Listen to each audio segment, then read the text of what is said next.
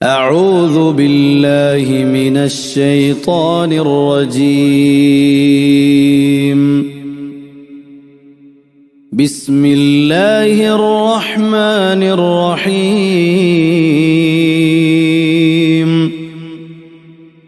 আসসালামু আলাইকুম ওয়া রাহমাতুল্লাহি ওয়া বারাকাতুহু। তো কেনে আছে আপোনালোকে? সকলে ভাল আছে? হ্যাঁ, আজি নামাজ পঢ়িছে সকলে? ফজৰ নামাজ পঢ়িছে? পঢ়া নাই? আল্লাহ, কিয়?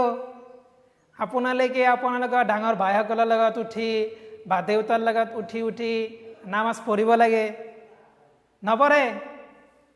হ্যাঁ, আমি যদি সৰু পৰাই যদি নামাজ পঢ়াই কাৰণে অভ্যাস নকৰোঁ তেনেহ'লে আমাৰ কি নহয়, নামাজৰ অভ্যাস নহয় বা আমি ডাঙৰ হৈ নামাজ পঢ়িবলৈ মন নাযায়। ঠিক আছে, সেইকাৰণে আমি কি কৰিব লাগিব, এতিয়াৰ পৰাই আমাৰ যিবিলাক আমি ল'ৰা আছোঁ আমাৰ দেউতাৰ লগত বা যিবিলাক আমি ছোৱালী আছোঁ আমাৰ মাকৰ লগত ফজৰ সময়ত উঠি সিহঁতে যেনেকুৱা নামাজ পঢ়ে ঠিক তেনেকুৱা আমি নামাজ পঢ়াৰ কাৰণে চেষ্টা কৰিম। ঠিক আছে, এদিনকৈ আমি কি কৰিম, আমাৰ অভ্যাসটো বনাই ল'ম।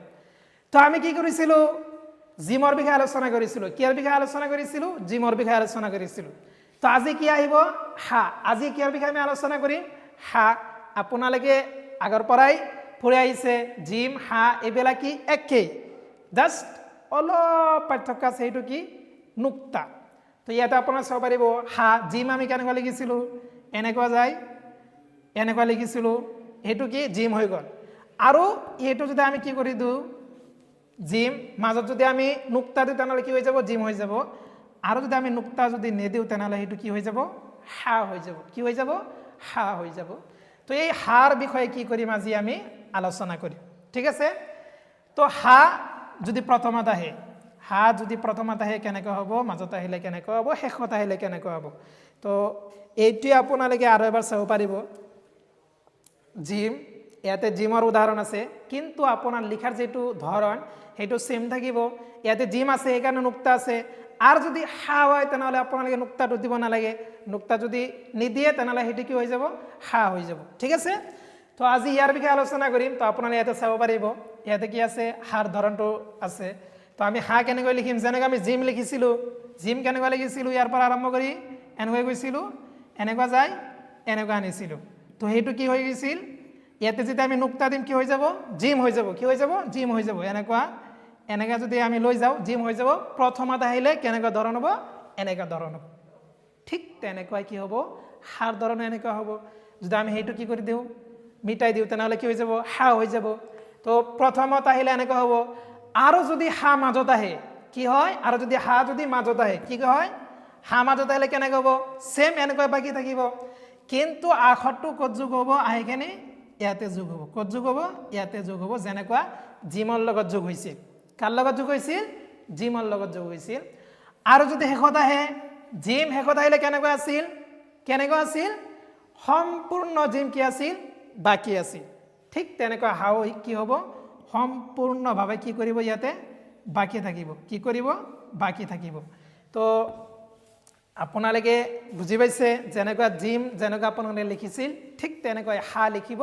জাষ্ট জিমত তলত এটা নুক্তা আছিল আৰু হাত কোনো নুক্তা নাই, একো নুক্তা দিব নালাগে, ডাইৰেক্ট লিখিলেই হৈ যাব। ঠিক আছে, তো উদাহৰণকেইটা আমি পঢ়ি আজিৰ পাঠটো আমি শেষ কৰিম।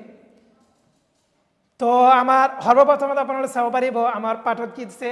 লাহমুন। কি দিছে? লাহমুন। ইয়াতে আপোনালোকে চাব পাৰিব হা ক'ত আহিছে?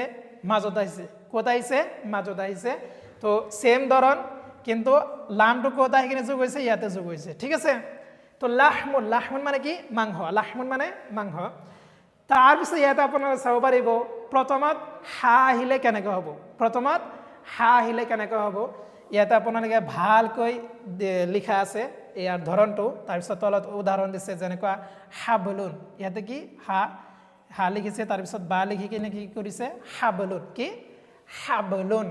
তাৰপিছত হিৰচুন আপোনালোকে চাব পাৰিব, এই ঠিক তেনেকুৱা যায়খিনি ইয়াৰ লগত ৰা যোগ কৰিছে আৰু কি কৰিছে? সোৱাদ। ঠিক আছে, কি কৰিছে? সোৱাদ যোগ কৰি দিছে। ঠিক আছে, তো হাবলুন, হেৰুচুন। তাৰপিছত ইয়াতে আপোনালোকে চাব পাৰিব কি আছে লাহমুন, কি আছে লাহমুন, হা ক'ত আছে মাজত আছে, কিন্তু ইয়াৰ ধৰণটো সেম। আৰু নতুন এটা আখৰ ক'ত যোগ হৈছে, ইয়াতে যোগ হ'ব লাগিছিল কিন্তু লাম ওপৰত লিখে, সেইকাৰণে লাম ক'ত যোগ হৈছে ওপৰত যোগ হৈছে, এনেকৈ যায় এনেকৈ লাম এনেকৈ হা তাৰপিছত কি মিম লিখিছে, ঠিক আছে। তাৰপিছত ইয়াতে আপোনালোকে চাব পাৰিব ইয়াতে বাহৰুন আছে, তো ইয়াতে কি ক'ত যোগ হৈছে এইখিনি এই মাথাত কি কৰিছে যোগ হৈছে, ঠিক আছে বাহৰুন। তাৰপিছত ইয়াতে আপোনালোকে চাব পাৰিব ফাতহুন, তো হা ক'ত আছে শেষত আছে, শেষত হা থাকিলে কেনেকুৱা হয় সম্পূৰ্ণ হা বাকী থাকে, তো ইয়াতে কেনেকুৱা হ'ব ফাতহুন, ঠিক আছে।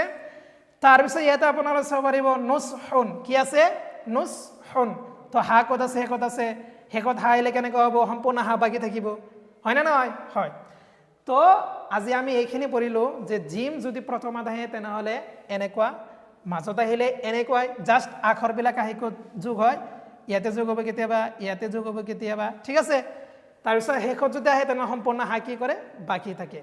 তো আজি ইয়াতে সামৰিছোঁ, কাইলৈ আপোনালোকে যিমানখিনি হোমৱৰ্ক আছে এইবিলাক আগৰ নিচিনাই আপোনালোকে আগতে যেনেকৈ লিখিছিল ঠিক তেনেকৈ ওপৰত চাই চাই কি কৰিব এইবিলাক পূৰ কৰি আহিব, ইনশাআল্লাহ কালি চেক কৰিম। তো আজি ইয়াতে সামৰিছোঁ। আসসালামু আলাইকুম ওয়া ৰাহমাতুল্লাহি ওয়া বাৰাকাতুহু।